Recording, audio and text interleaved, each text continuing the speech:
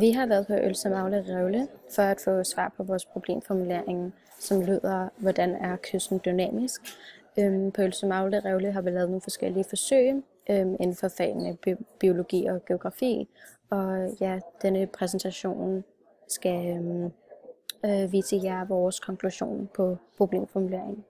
Til at starte med lavede vi nogle forsøg inden for geografifaget, og vi har inde på Excel brugt vores data til at lave den her kystprofil. Vi vil gerne starte med at fortælle jer, at vi har lavet en fejlkilde, fordi at det ser ud til, at revlen den går op over vandoverfladen, og det er altså en fejl. Vi skulle have målt vandstanden i stedet for at måle efter vores snor. Men i så fald så har vi prøvet at sætte de her forskellige fagtermer ind i vores kystprofil. Her har vi klitten, og klitten dannes ved vindens bevægelser. Så kommer der så sand, og ved klitten har vi nogle planter, som så holder på sandet, og derved så får vi sådan en forhøjning her.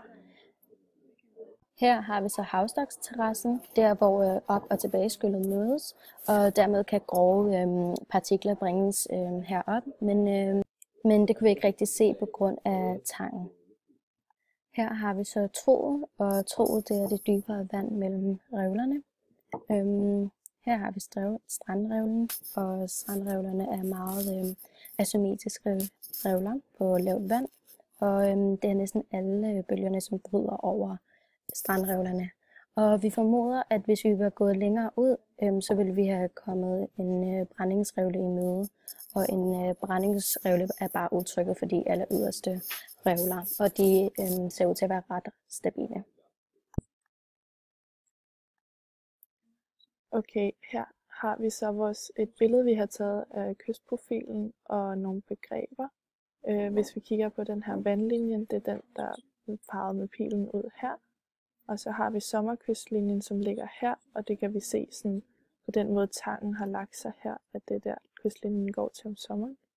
Og så har vi også vinterkystlinjen, som ligger her, og det kan vi se på, at der ikke er noget tang på den her side, og det er så om vinteren, at kystlinjen er højst oppe, så det kan man se der. Og her, der har vi så en pil ned til hvidklitten, der er herude, og forklitten, den ligger sådan her foran. Og vi kan se, at med det billede her, jeg viste lige før, at det er en sommerprofil, vi har med at gøre, fordi at kysten ligger helt hernede. Og hvis det ville være vinterprofil, så vil kysten ligge helt heroppe. Nu er vi nået til de biologifaglige forsøg, hvor vi har undersøgt nogle forskellige planter for at se, hvilke zoner de var i. Og vi starter med sodaurt. Sodaurt er en af de planter, som lever i tangopskyllet, og sodaurt skaber læ for sandet. Sodaurt er en enårig plante, og det vil sige, at den har mindre rødder, så den optager ikke så meget næring. Den lever i dødt tang, og den er cirka 9-10 meter væk fra vandet. Den næste plante hedder strandav, og den vokser i forklitterne. Strandav er en flereårig plante, og den holder på sandet.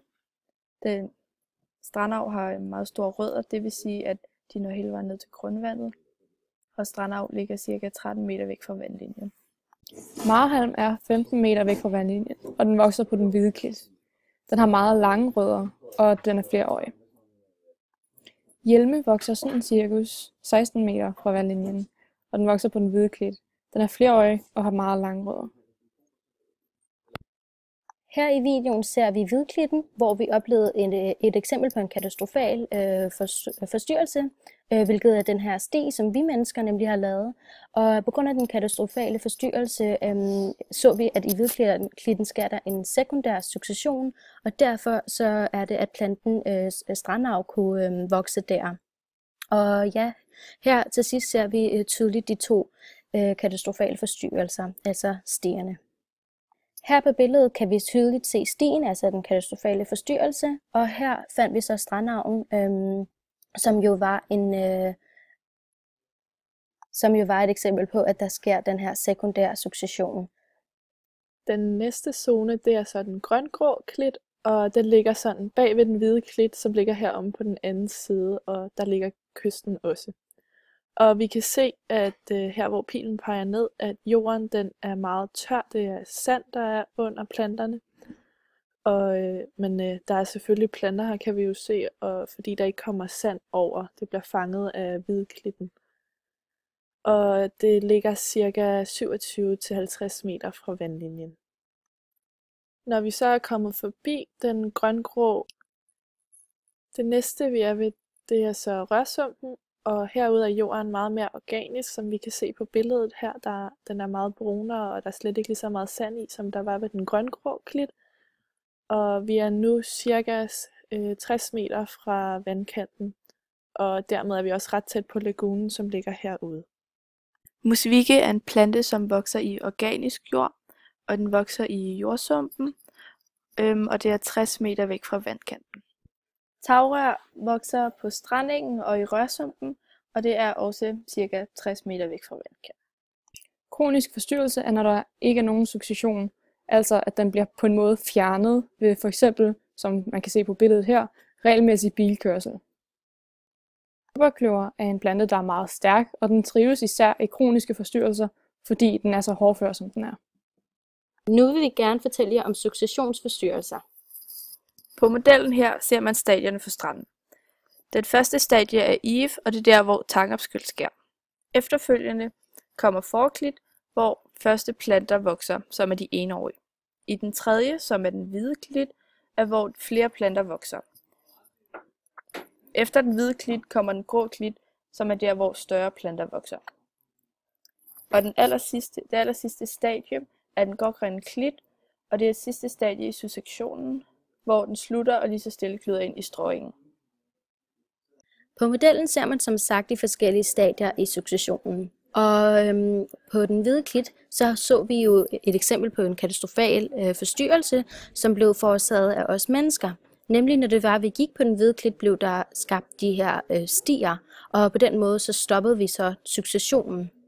Når det er, at vi mennesker vil stoppe med at gå der, så starter den sekundære succession, hvor naturen prøver at udvikle sig igen, og derved kommer der nogle pionerarter. Derfor kunne vi se strandavlen igen på den hvide klit. Vores sidste opgave var, at vi ud fra det her vedlagte historiske kort over Ølse-Magle skulle beskrive den geomorfologiske udvikling af lagunesystemet. Og ja, her i starten, i 1897, kan vi se, at der er en revle under vandet. Her i 1807-1813, så begynder revlen at komme op over vandoverfladen. Her så begynder revlen at komme endnu mere op over vandoverfladen, da det bliver tydeligere. I 1945 så er en barriereø under dannelse. I 1954 er barriereøen næsten helt udviklet, og lagunen er ved at blive dannet. I 1961 til 1967 så er strandingen ved at blive dannet. I 1974 der er sandtilførelsen af kysten blevet forhøjet i forhold til, hvad vi kunne se tidligere. Og i 1980 har vi fået en tilgroningskyst, og krumodden den er blevet tydeligere. Allerede her i 1945 begyndte krumodden at blive dannet, men i 1980 er den blevet tydeligere.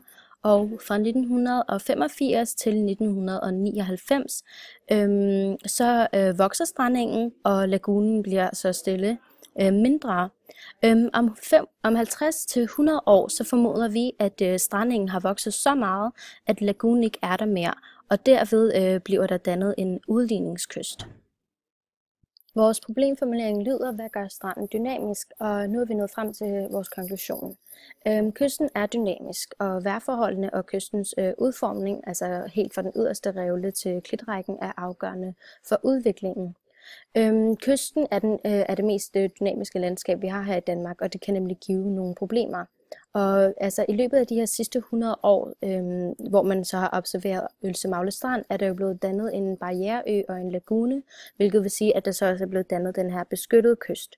Og derfor ved man ikke, om man måske burde lave nogle bølgebrydere eller nogle høfter, så det kan stoppe udviklingen, eller om man bare skal lade kysten udvikle sig helt naturligt. Vi har også konkluderet, at hvis vi lader kysten udvikle sig naturligt, vil lagunen efter ca. 100 år blive fyldt op med sand, og derved vil den barriereø blive til en udligningskyst i stedet. Men ja, det der gør kysten dynamisk er helt klart vejrforholdene og også alle de mange bølger, som er med til at erodere kysten, og så der er også aflejring af sedimenterne. Der er rigtig mange ting, der spiller ind for, at kysten er dynamisk.